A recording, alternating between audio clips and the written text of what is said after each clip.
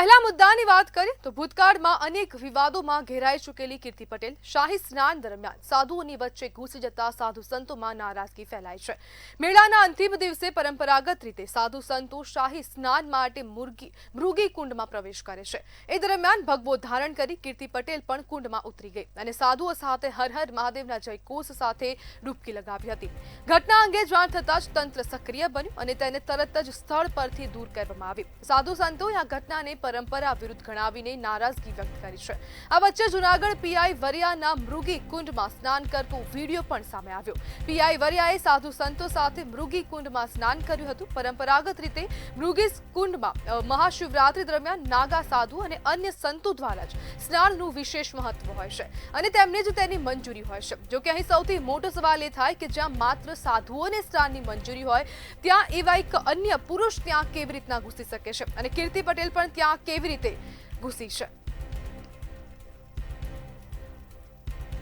જ્યારે કીર્તિએ અન્ય સાધુઓની જેમ હર હર મહાદેવનો નાદ કર્યો હતો ને તેને ત્યાં ડૂબકી લગાવી છે। આ મૃગી કુંડમાં તેને ડૂબકી લગાવતા વિવાદ વકર્યો છે। હવે સાધુ સંતોમાં પણ નારાજગી ફેલાઈ ગઈ છે અને તાત્કાલિક કાર્યવાહી કરવામાં આવે તેવી માંગ કરવામાં આવી છે। જો કે પ્રાંત અધિકારી દ્વારા પણ તેવું નિવેદન આપવામાં આવ્યું છે કે જો ધર્મની લાગણી દુભાઈ હશે તો તેની સામે કાર્યવાહી કરવામાં આવશે અને આ પીઆઈ વરિયાનો પણ એક આ વિડીયો સામે આવ્યો છે જેમાં તેઓ સ્નાન કરતા જોવા મળી રહ્યા છે અને તેને લઈને પણ સુરક્ષા વ્યવસ્થા પર અનેક પ્રશ્નો ઊભા થયા છે કે હવે આ જગ્યા પર આ પીઆઈ કેવી રીતના ત્યાં પહોંચી ગયા છે અને ત્યાં સ્નાન કેમ કરી રહ્યા છે। જો મૃગી કુંડમાં માત્ર ને માત્ર ખાલી નાગા સાધુઓ અને માત્ર સંતોને જ સ્નાન કરવાની મંજૂરી હોય છે તો પછી તેમને અહીંયા સ્નાન કરવાની મંજૂરી કેમ આપી, કેમ નીતિ નિયમોનું ઉલ્લંઘન કરવામાં આવ્યું તેવા અનેક પ્રકારના પ્રશ્નો અહીંયા ઊભા થઈ રહ્યા છે। જે તંત્રએ કીર્તિ પટેલને બહાર કાઢવાનો પણ પ્રયાસ કર્યો હતો। જે દરમિયાન કીર્તિ પટેલનો વધુ એક વિડીયો પણ સામે આવ્યો છે જેમાં તે મહિલા પીઆઈને ખખડાવતી નજરે પડે છે અને સ્પષ્ટ શબ્દમાં કીર્તિ પટેલ કહી રહી છે કે હું અહીંયાથી જતી રહીશ, હું આરોપી નથી અને તેમ કહીને પીઆઈની સાથે ચાલી કરે છે અને તેને ખખડાવતી જોવા મળે છે અને કીર્તિ પટેલ અનેક ગુનાઓમાં સંડોવાયેલી છે। તેને અગાઉ પાસા હેઠળની કાર્યવાહી પણ થઈ હતી। તે 1 મહિના સુધી જેલમાં પણ બંધ હતી અને કીર્તિ પટેલે જેટલા બી કાંડ કર્યા છે તેની સામે જેટલા પણ ગુના નોંધાયેલા છે તે સમગ્ર વિગતો આપ ટીવી સ્ક્રીન પર જોઈ શકો છો કે 2017 થી અત્યાર સુધીમાં કીર્તિ પટેલની સામે 9 થી 10 જેટલા ગુના નોંધાયેલા છે અને વધુ એક તેને આ દાદાગીરી કરતો પીઆઈની સાથે દાદાગીરી કરતો એક વિડીયો પણ સામે આવ્યો છે। તેને લઈને હવે તંત્ર દ્વારા વહીવટી તંત્ર શું કાર્યવાહી કરે છે તેના પર સૌ કોઈની નજર રહેશે।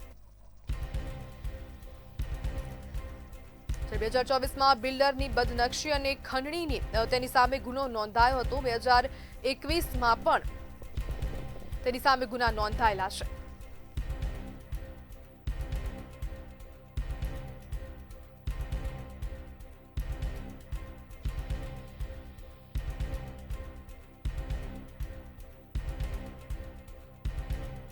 મારામારીનો ગુનો કીર્તિ પટેલની સામે નોંધાયો હતો તે બાદ હવે વધુ એક તે જૂનાગઢમાં જઈને ભવનાથમાં જઈને તેને વધુ એક કાંડ કર્યું છે જેનો વિડીયો હાલ સોશિયલ મીડિયામાં ખૂબ વાયરલ થઈ રહ્યો છે અને તે વિડીયોના જ આધાર પર હવે સાધુ સંતોમાં રોષની લાગણી ફેલાઈ ગઈ છે। સાથે સાથે પીઆઈ દ્વારા પણ ત્યાં જે મૃગી કુંડ છે તેમાં સ્નાન કરવામાં આવ્યું છે અને તેનો પણ વિડીયો સામે આવ્યો છે અને તેને જ લઈને હવે અનેક પ્રશ્નો પણ ઊભા થઈ રહ્યા છે કે શું મેળામાં સુરક્ષા વ્યવસ્થા પૂરતી હતી કે નહીં। ત્યાં ઊભા રહેલા સુરક્ષા કર્મીઓ શું પીઆઈ વડિયાને ઓળખી ન શક્યા અને જો તેમને ઓળખી શક્યા તો પછી તેમને સ્નાન કરવાની મંજૂરી કેમ આપી, તેમને અંદર કેમ જવા દીધા તેવા અનેક પ્રશ્નો ઊભા થઈ રહ્યા છે।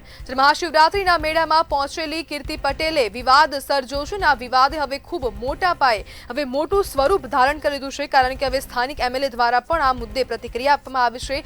પ્રાંત અધિકારીનું કહેવું છે કે હવે તેની સામે કાર્યવાહી કરવામાં આવશે। જો લાગણી દુભાઈ હશે, જો સમાજની લાગણી દુભાઈ હશે, ધર્મની લાગણી દુભાઈ હશે તો તેની સામે ચોક્કસપણે કાર્યવાહી કરાશે અને તે કોની સાથે આવી હતી, ક્યાં રોકાઈ હતી, કેવી રીતના આવી હતી તે દરેક દિશામાં હવે પોલીસ દ્વારા પણ કાર્યવાહી કરાઈ છે। સત્તાવાર રીતે ફરિયાદ પણ નોંધવામાં આવી છે।